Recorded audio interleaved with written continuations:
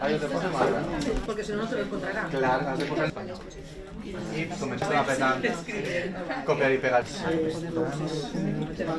ya está, pues no llevamos que Ahí pones lo que quieres que haga.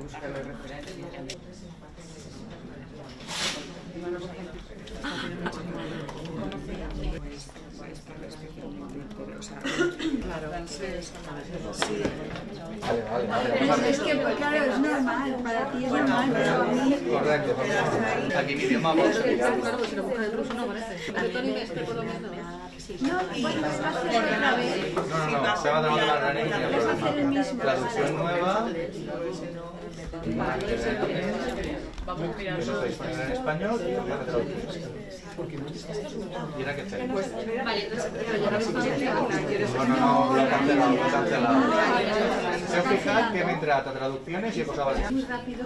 Vale. Pero es que, claro, es normal, para ti es normal, pero a mí... Correcto.